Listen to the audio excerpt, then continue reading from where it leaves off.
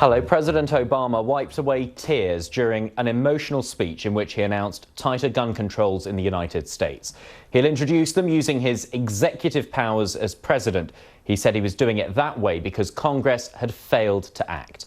But his critics claim he's overstepping his authority and promise a legal challenge. The BBC's North America editor John Sopel reports. His nickname is No Drama Obama, but not today. Not on the issue of gun control, as frustration, impatience and anger over the failure to act turned to raw emotion as he spoke about the young children who died at the Newtown school shooting. First graders.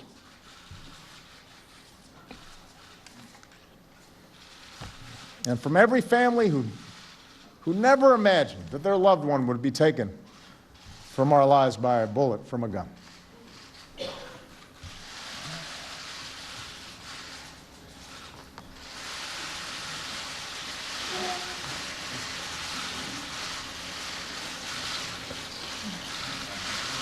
Every time I think about those kids, it gets me mad.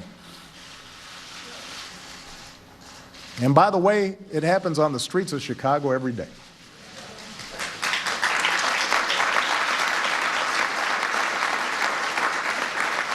The stats, and there are any number to choose from, are striking. So just take one. In the UK, latest figures show, excluding suicides, there were 24 gun-related deaths in the whole of 2014. Here in the US, there were 3 more gun homicides on Christmas Day alone. Yes, America has more than 5 times the population, but that doesn't begin to account for the discrepancy. For all the sound and fury on both sides, the proposals from the president are relatively modest. No class of weapon is being banned. It's about tightening background checks. But even that is going to run into fierce opposition from those implacably opposed to any moves on gun control.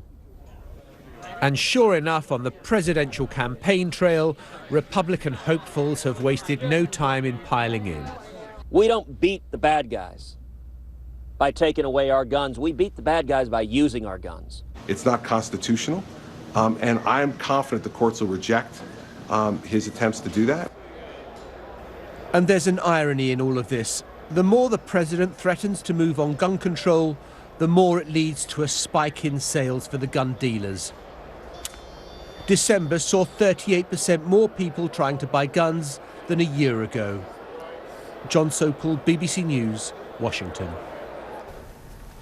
Well, earlier, Democratic Congressman Mike Thompson, the chair of the House Gun Violence Prevention Task Force, told the BBC what would happen next. Well, I think the president has done his work. I believe he's done all that he can under his executive authority.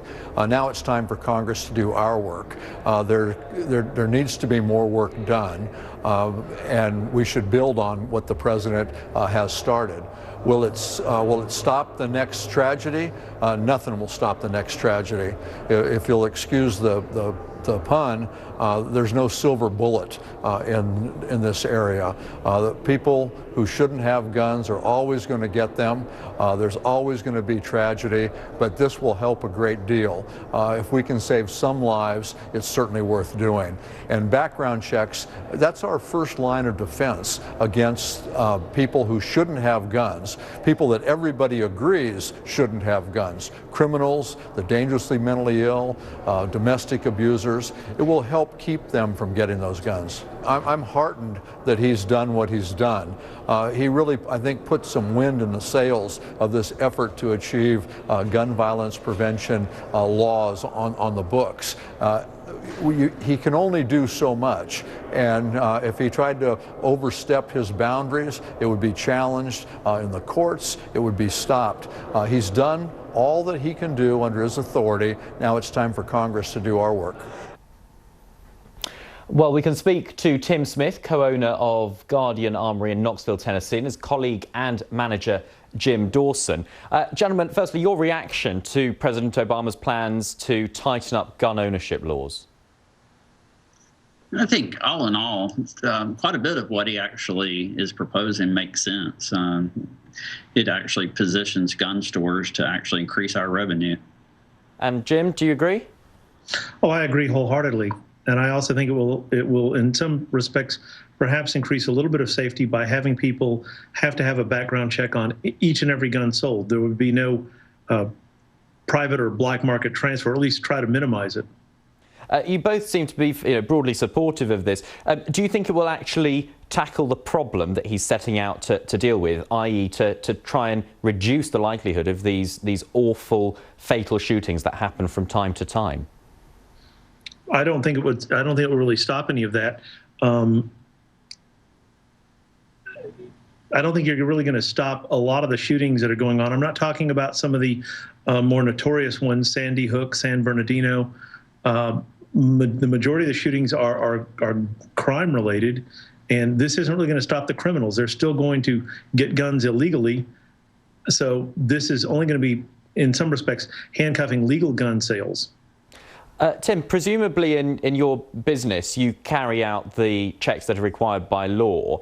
It seems as though the measures that will be brought in will perhaps force others who may not be as thorough as you to up their game and to be a bit more thorough about who they're selling guns to.